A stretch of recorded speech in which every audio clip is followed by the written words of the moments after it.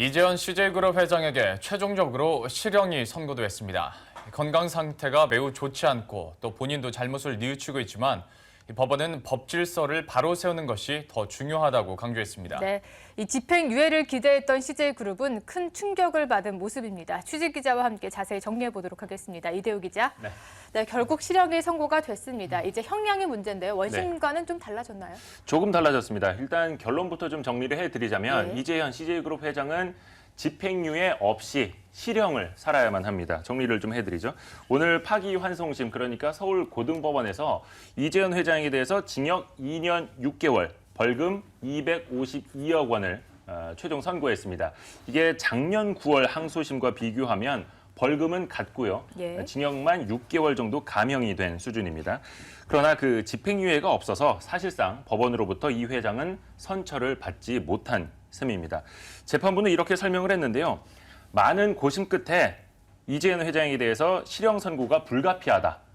재벌 총수라고 하더라도 법 질서를 경시하고 개인의 이익을 위해 조세를 포탈하거나 재산 범죄를 저지른 경우에 엄중히 처벌받게 된다는 걸 명확히 인식하게 해야 한다. 이렇게 지적을 했습니다.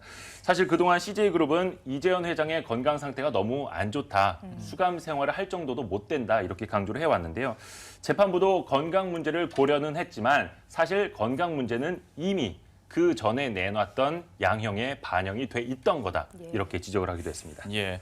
그렇다면 이번 선고 결과에 대해서 CJ그룹 측은 경영 리스크 계속 이어질 것 같고요. 아무래도 충격을 받을 수밖에 없을 것 같네요. 그렇습니다.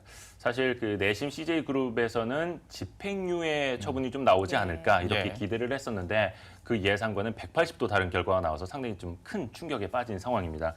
오늘 입장을 내놨는데요.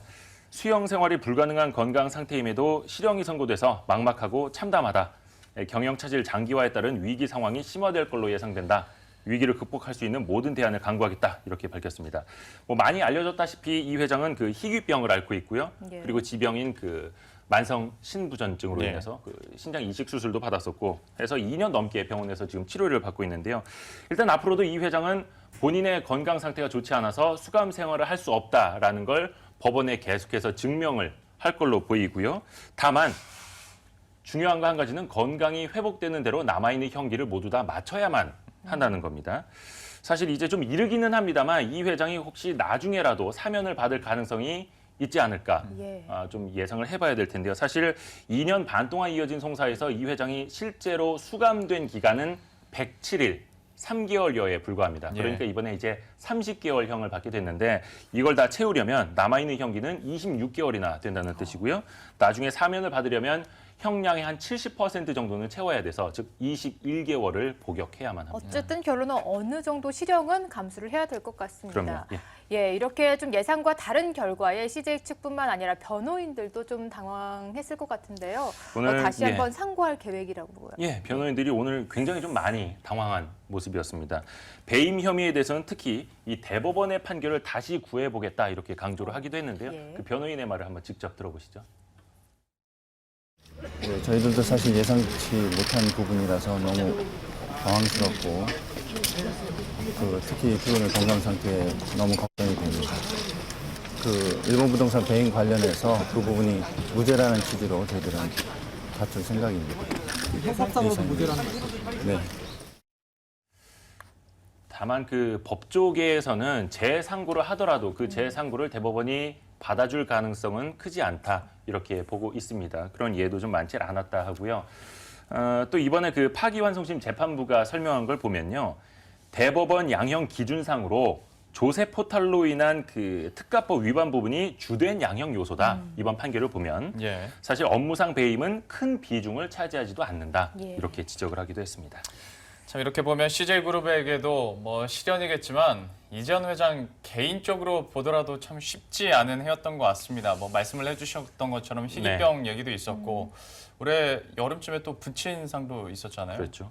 실현의 시기가 좀 길어지고 있고 특히나 올해 그랬는데요. 이 송사가 2년 반 넘게 진행이 되는 와중에 이재현 회장 참 많은 일을 겪었습니다. 유전병이자 희귀병, 사르코마리투스라고 하는데요. 이 때문에 건강 상태가 좋지 않고요. 그리고 지난 2013년 8월이었습니다. 그 만성 신부전증 때문에 부인의 신장을 이식 수술 받기도 했고요. 네. 그 이후부터 지금까지도 서울대 병원에서만 살 수밖에 없는 상황이 되고 있습니다. 네. 그리고 지난 8월이었죠. 여름에는 갑작스럽게 부친상을 당하기도 했습니다. 이맹희 전 CJ그룹 명예회장이 중국에서 별세를 해서 사실 뭐 장남이지만 임종도 지키지 못한 건 물론이고요. 건강 때문에 상주 역할을 하지 못하기도 했습니다. 네, 이렇게 이재현 회장 개인적으로 힘든 시기를 보내왔지만 CJ그룹 전반적으로도 이 총수 부재로 인해서 힘든 시기를 겪어왔습니다. 앞으로는 좀 어떻게 될까요? CJ그룹은 지금처럼 이 손경식 회장 그리고 이채욱 부회장 이 비상 경영 체제를 계속해서 이어갈 수밖에 없을 네. 걸로 보입니다. 네. 뭐 선택의 여지가 사실 없는 거죠. 이 회장이 구속 기소된 지난 2013년부터 사실 CJ그룹은 M&A라든지 이 좀 과감한 결단을 해야 되는 부분에서 좀 머뭇머뭇거리는 게 많았거든요. 앞으로도 뭐 큰 변화를 기대하기는 좀 어려워 보이고요. 그리고 또 2년여 동안 제대로 된 인사를 하지 못해서 인사 적재가 상당히 좀 심각한 상황인데 이 부분을 하나둘씩 어떻게 풀어갈지도 좀 지켜볼 일입니다. 회장이 실형을 피하지 못하는 상황이기 때문에 과연 CJ그룹 자체 내에서 이런 비상 경영 체제와 함께 또 인사 구조가 어떻게 바뀔지도 우리가 한번 유심히 지켜봐야 될 일인 것 같습니다. 지금까지 이대호 기자와 함께했습니다. 잘 들었습니다. 네.